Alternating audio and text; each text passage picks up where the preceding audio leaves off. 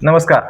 मी श्री प्रमोदजी सस्ते ॲट प्रगती चळवळच्या माध्यमातून आज एका अत्यंत संवेदनशील आणि गुंतागुंतीच्या भविष्यातील राजकारण आणि समाजकारण ठरवणाऱ्या विषयावर चर्चा करणार आहोत. फलटण पंचायत समिती निवडणूक. एक साधी राजकीय घटना वाटणारी ही बाब आज महाराष्ट्रात ओबीसी विरुद्ध मराठा असा संघर्ष उभा करत आहे. हा संघर्ष नेमका काय आहे? कुणबी प्रमाणपत्र, ओबीसी आरक्षण आणि मराठा समाज यांचं नेमकं नातं काय आहे? आणि सर्वात महत्त्वाचं, हे सर्व संविधानाच्या चौकटीत बसतं का? महाराष्ट्र शासनाने निवृत्त न्यायमूर्ती श्री संदीप शिंदे यांच्या अध्यक्षतेखाली एक महत्त्वाची समिती स्थापन केली. या समितीचा मुख्य उद्देश होता मराठा समाजातील ऐतिहासिक कुणबी नोंदी शोधणे. कारण कुणबी हा ओबीसी प्रवर्गात समाविष्ट आहे. म्हणजेच जर मराठा व्यक्तीला कुणबी नोंद सापडली तर तो ओबीसी आरक्षणासाठी पात्र ठरू शकतो. इथेच संघर्षाची बीजं रोवली गेली.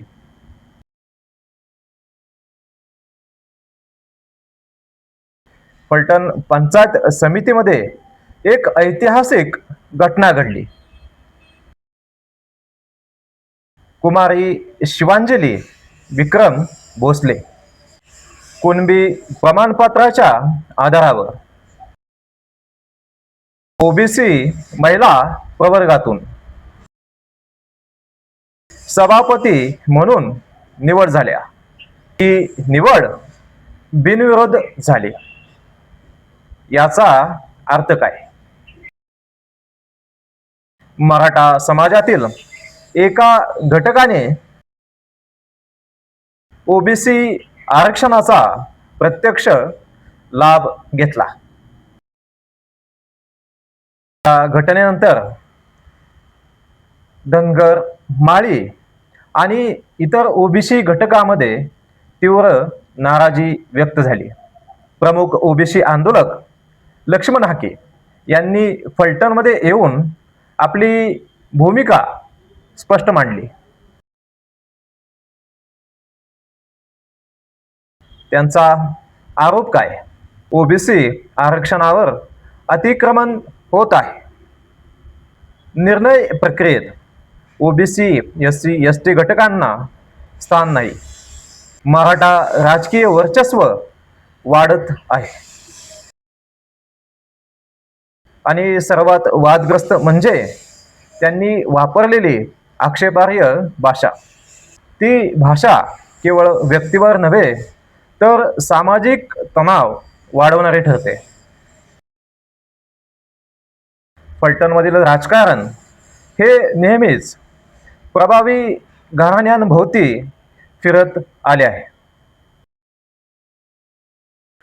रामराजे नाईक निंबाळकर गट.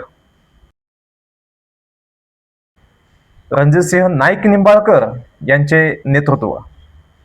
या घटनेनंतर आरोप होत आहेत की मराठा लॉबीने ओबीसी जागावर प्रभाव टाकला. पण इथे एक महत्त्वाचा प्रश्न आहे. जर सर्व प्रक्रिया कायदेशीर आणि प्रमाणपत्र वैध असेल तर हा अन्याय म्हणायचा की संविधानिक हक्क?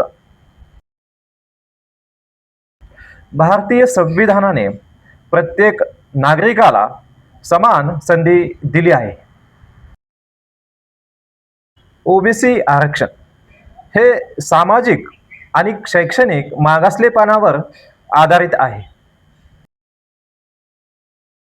जर एखाद्या व्यक्तीकडे वैध कुणबी प्रमाणपत्र असेल तर तो ओबीसी म्हणून पात्र ठरतो. मग प्रश्न असा आहे, कायदेशीर पात्रता असताना विरोध का? हा विरोध हक्कावर आहे की वर्चस्वावर? आजचा खरा प्रश्न आहे, मराठा समाजाचा संघर्ष योग्य आहे का? होय. ओबीसी समाजाची भीती योग्य आहे का? होय. पण संघर्षाचा मार्ग चुकीचा आहे.